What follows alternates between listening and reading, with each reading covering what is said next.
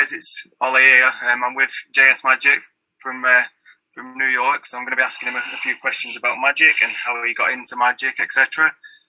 So we'll just see how it goes. Let's have a look. Let's get into it. So obviously, Jonathan, you're a full-time magician now. How long have you been a magician for? I guess we'll say since I started my YouTube in like 2013. I practiced a lot before that, but I didn't start performing until I started my YouTube channel. Yeah, and how long was you doing magic for before you got into performing? I was into it ever since I was a kid. My family would buy me magic kits, and then I went to Disney World, saw a magician do the hover card, which really got me into magic. I started buying stuff. Eventually found David Blaine, started practicing sleight of hand, and then started a YouTube channel. Awesome. That kind of leads me on to my next question. You've kind of already just answered it there. It's probably one you get asked a million times a week. How and why did you become a magician? Who was your biggest inspiration on your journey? Obviously, going by your answer, it was David Blaine.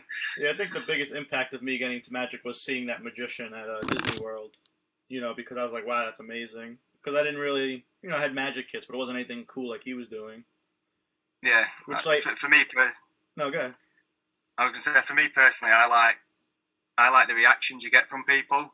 It's more like the reaction side of it than anything else. Obviously, you have all the practicing and everything in the background, but it's just, to me, that reaction you get from people when you've performed a magic trick, it can't really be matched with anything else.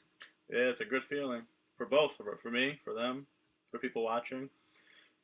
It's like addicting, getting the reactions, seeing reactions, and since I really only do card magic and I do basic stuff. I'm not like a move monkey like they call. So I try to see the biggest reaction I can get with kind of like the most basic move. But I've been practicing for so long that it's visible.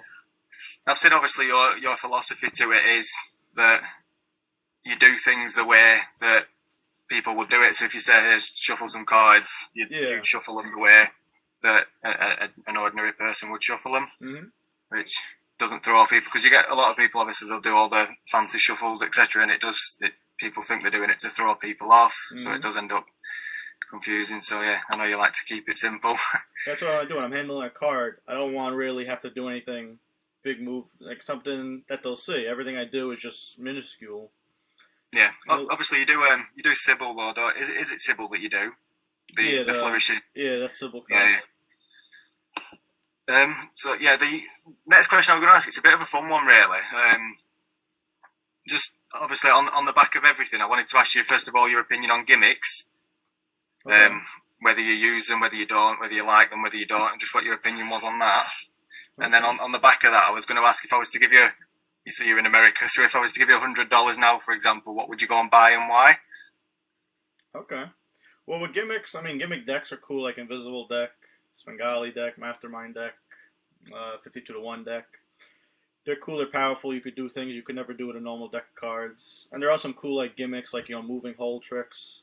But I tend to stay away from all that, because I always have a deck of cards on me. So since I always have a deck of cards on me, I want to see how much I could possibly do with a deck of cards so I don't have to bring anything else out.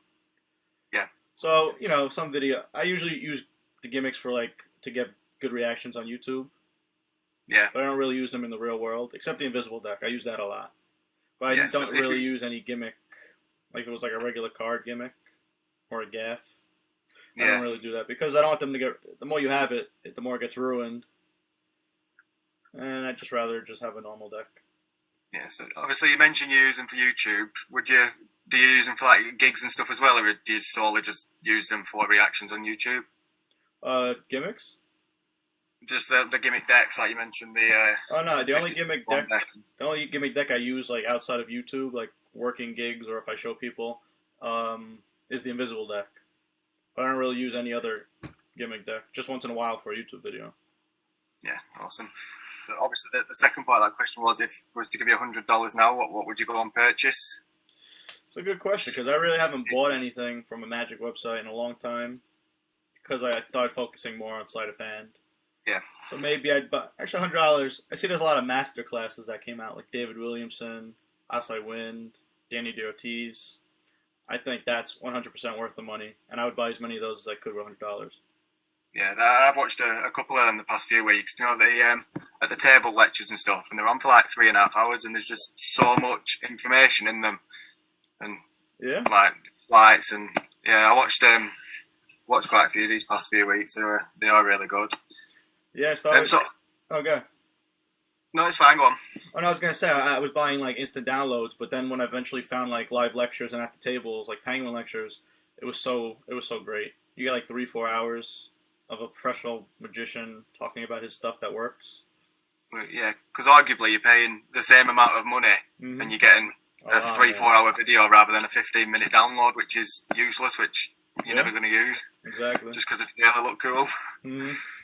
And so obviously you've had quite a lot of success with YouTube, as you mentioned earlier. When did you really start to see your channel grow? Like, was it when you started uploading more frequently, or was it when you got the street magic stuff out? I know you've had a couple of your street magic videos go viral as well. Yeah, I think I started in 2013. I think the first video that actually got like 1 million views, I'm just gonna take a guess, in 2015 or 16. I think it was just because I was uploading street magic videos, and just, I was looking.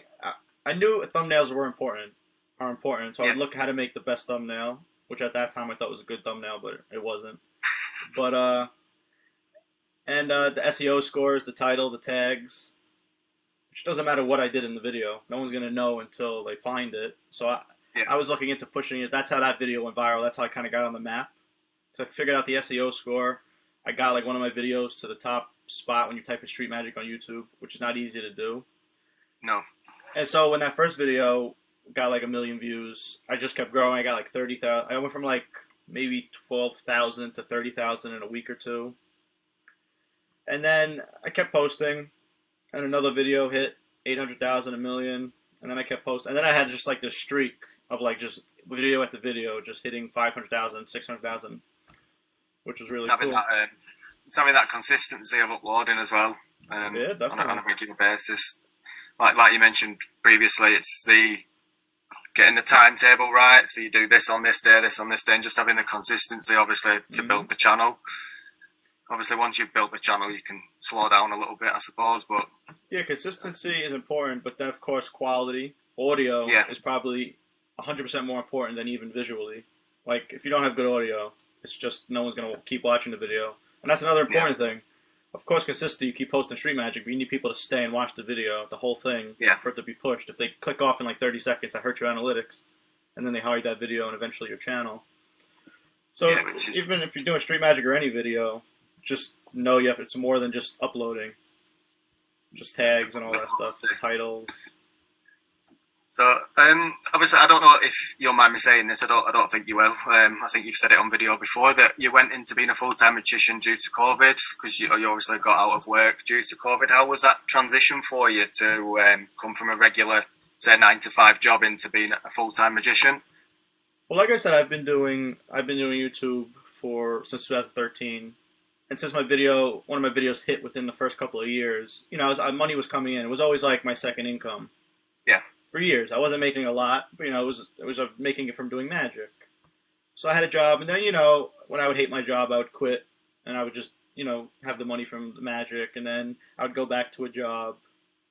I did that pattern for a while, and then when I went into my last job, that's when my YouTube, like at the end of 2019, my YouTube was blowing up. I was making so many views, so many subs.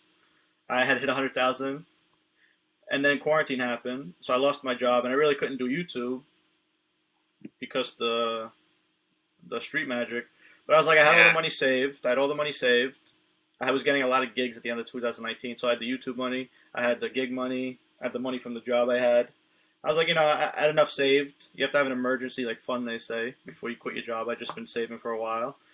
And I was like, I obviously can't get a job. I have to survive. So I just, did Omegle, and then now I'm doing gigs again. And it's, your question was, how is it? It just was natural to me because I've been doing it for a while. It was always like my job. And I had a choice. Because I had no choice. I just went full time. I was like, this is my chance to try.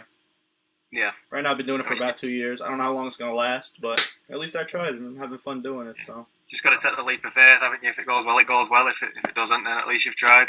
Exactly. So obviously now you do magic full time. How would you say you productively spend your time? I know you spend a lot of time editing for YouTube. Do you spend a big part of your day practicing new things, learning new things, reading? But yeah, I'm usually editing. Like the video, like I was talking to you, I was Instagram you last night when I was editing. I was up till 5 o'clock in the morning. I edited 3 times because I kept wanting to make it better. So most of the time I'm spent editing because I edit. I like editing and I like doing magic. So the fact that I can do both of them and upload them, I don't really mind it. So I'm usually editing, performing, practicing, or just doing normal life stuff. Awesome. Yeah. I know the editing takes quite a lot of your time. I was laughing this morning because I got up in the morning. I think it was like 7, 8 a.m. here, and I'd messaged you before I went to sleep, and then I'd gone to sleep, woke up, and you were still editing. It's just crazy how many hours you put into editing. Like you said, it's the quality. It's like I did it once. I went to lay down. I was like, I could have made it better, so I got up. I did it again. I uploaded it to YouTube. I watched it. I was like, I could still make it better. At this point, it was like 4 o'clock in the morning. I was like, I'm up. I'm just gonna do it. The thing is, I couldn't sleep until I wanted to do what I had to do. Yeah. So I kind of had no choice. Restless mind. Yeah, exactly. So obviously as well, you don't just have YouTube. You do have Instagram. Yeah. I know you've got a few videos on TikTok as well. Mm-hmm. But with Instagram, I have noticed quite a lot that you do post quite a lot of inspirational quotes as well. Do you have a certain quote that you live by, a quote that like you think of on a daily basis, which keeps you on track towards your goals? If you have to give a standout quote. It's a good question. Yeah, I do post them because, it reminds me to stay motivated, and it obviously a lot of people tell me it motivates them. Yeah. But I guess a quote that I kind of live by is, I rather try than regret. I don't want to be on my deathbed and say I had a regret. And I know if I never tried to do magic, because it's my passion at this point. I love magic. It's pretty much my whole life, consumes me. So if I don't do it, it's gonna suck. So I'd rather try. Like I said before, I'd rather try and fail, because I may fail, I may succeed. Who knows? But at least I'm trying right now. Than never even know. I don't want to die with that regret. Yeah, that's fair enough. So have you any advice that you'd give to anybody looking for people to get into magic? I know on your YouTube, looking at your comments and stuff, you do have quite a lot of new starters to magic and beginners. Mm-hmm. So have you got any advice for people that are looking to start, or maybe people that are looking to go out and perform for the first time?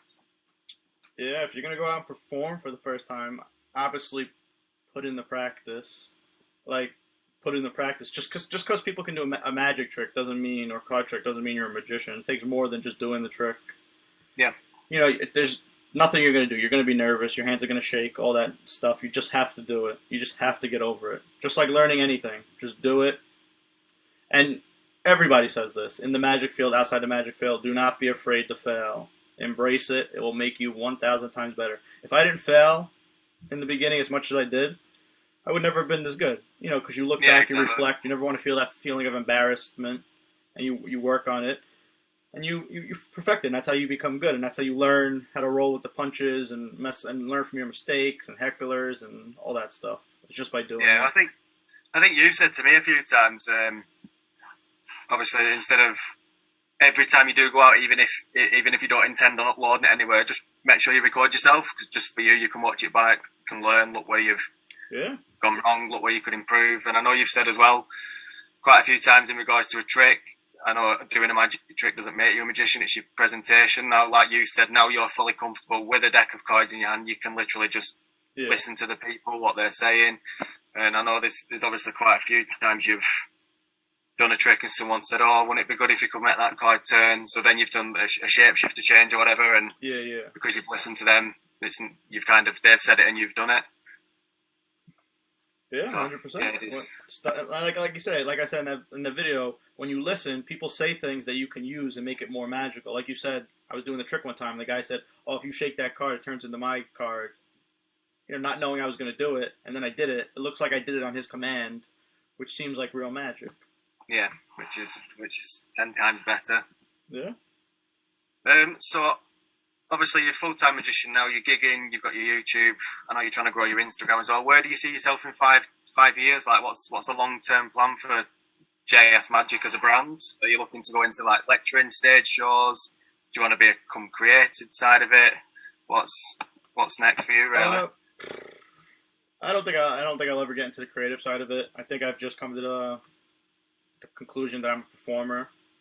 You know, I do put my little twist and variations and try to come up with like different ways to do things, but I don't think anything is brand new that I do. It's just a variation, variation of variation. But you know, in 5 years, I just hope I'm getting more consistent gigs. You know, like every weekend, and I hope the world is like normal enough where I could continue doing street magic, because above anything else, street magic is what I love the most. Like, nothing beats going out into like shark infested waters and just doing magic. It's fun. You know, and then gigs are like a close second. Yeah. But yeah, just keep doing magic. That's it. That's all I hope. I just hope I'm still a professional magician. And if I'm not, I'm never gonna quit. But I'll always do it. Sure you'll be. One I did want to ask, because I think I know the answer, but I have seen quite a few comments on your YouTube, specifically on some of your older videos and some of your newer ones. Have you ever looked on going any like sort of talent shows? Like, I know obviously you've got Americans Got Talent. I think you have Penn and Teller in America as well. So have you ever looked on going on any of the talent shows or entering any magic competitions or anything like that? Well, when people tell me about Penn and Teller, I always say I don't think I could fool them. Which they always say, well, don't worry about trying to fool them. Worry about, the publicity. Yeah. Oh, words are hard sometimes. But I'm like, if I'm going to go on there, I want to try to fool them. Everything I do, like I said, it's nothing groundbreaking that I do. So I don't know. I don't think I'd go on there. And AGT would be cool to go on. I don't know what I would do. And, the audition would be fine, doing magic up close to the judges. But then eventually you have to back up on the stage and do these big productions, which I know they have consultants and stuff, but I just don't know. Maybe one day, if they're still having it down the road, I'll do it. But I really don't really care about the publicity. The fan side of it. Yeah. As long as I'm doing magic, that's all I care about. Yeah, I think you've said to me before, as long as you don't want to get to the fame point, it'd be nice, obviously, but you're not pushed for it. Your point is being, if you can make a living out of doing magic, then you're happy with that. Exactly. Which is great, really. Make a living out of your passion. And I'm trying. Why not? And then, obviously, last of all, it's just a quick question, more for the viewers. Can you show us a quick magic trick, something that you do on camera, or if you've got a deck of cards handy? Of course. All right, let me show you a trick I've been doing recently. I really like it, and I guess you can help me. All right. Look at this. I want you to see all the cards are different. Yep. Alright. Well, we can give shuffle. I just need you to trust me that this is real. They look pretty real. Alright, I'm going to make a couple of predictions, okay? Yeah. Look, hopefully the cards I want are here. Okay, look. We'll make that a prediction.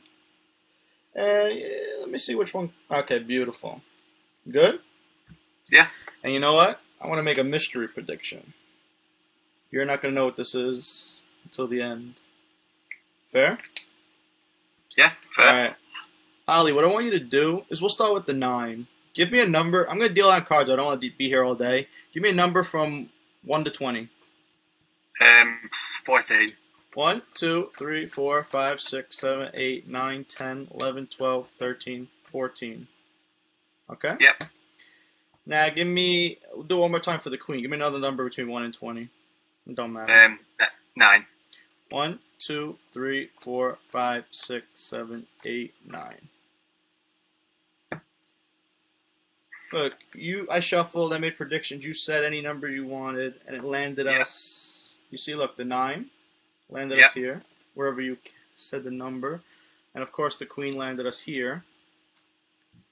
With all that, wouldn't it be a weird coincidence if you just happen to land on, like, the mate? Like, the Jack of Diamonds would be the Jack of Hearts, Queen of Spades would be... It'd be crazy. Here. Wow. And this one would be... 9 of Clubs. 9 of Clubs. Wow. That's cool, right? Somehow by maybe coincidence. But remember I made another prediction. Yep. Ollie, you said what number? You said 14? Yeah. And you said 9. Yeah.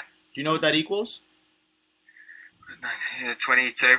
23. Sorry. 23, that's fine. Look, 23. 1, 2, 3, 4, 5, 6, 7, 8, 9, 10, 11, 12, 13, 14, 15, 16, 17, 18, 19, 20, 21, 22, 23. 5 of Hearts. No way. Oh. That's amazing. And we get the 5 of hearts. That threw me, that. Not going to lie. Yeah, I like Is that this a new one. one I like this you've one. been working on? The first part, without the 5 of hearts prediction, is just a trick I've always done.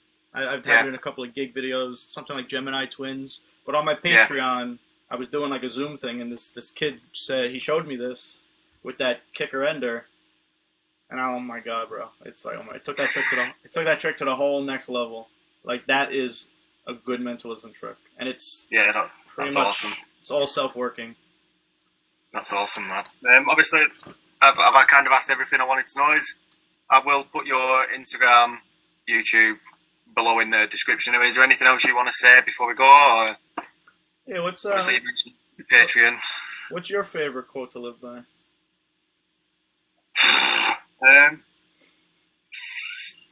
Don't know. You put me on the spot there. You put me on the spot. Yeah, I'd probably say something similar to you. Kind of live with no regrets. I don't really post a lot of inspirational quotes. I do have a lot. Obviously, I follow a guy on TikTok called Creating Wonders, and he puts a lot of quotes on every day. I do kind of watch his stuff every day, but I don't really tend to post them and live by them as such, which is bad, really. I should read more motivational quotes. It might motivate me to upload a bit more. It might. But no, I just want to see what you said. But I agree. You just be positive, right? Be happy. I do a lot of well, my missus does it more than me, but like the manifesting. Where you manifest things to come true, and they do, and you just the positive mindset and things. I do a lot of that, really, more than motivational quotes, which is good as well. It's just keeping that healthy, positive mindset, I think, more than anything. Exactly. And obviously, you've got your Patreon as well. Did you want to mention any of that before we go? Or? I mean, guys, if you want to check me out, JS Magic on YouTube. I teach magic on Patreon at JS Magic. Instagram and TikTok is js.magic. And then I have another channel called Champion Magic where I talk about magic and stuff like that. Awesome. Yeah. I like the Champion Magic channel. I watched a few of the videos this week. I didn't know you had it until the other week, but thank you. Yeah, no, I got into it, and it's some really good content on there, guys. So if you want to check that out as well, I'll leave the link in the description below. And that's everything from me. So I'll say thanks to Jonathan for coming on. It's been really hard to plan it because of the time difference and other commitments, etc. But it's been really fun. So thanks, Jonathan. All right, thank you, man. Thanks, guys. Make sure you subscribe to Jonathan if you haven't already. And yeah, I'll get some more content uploaded shortly.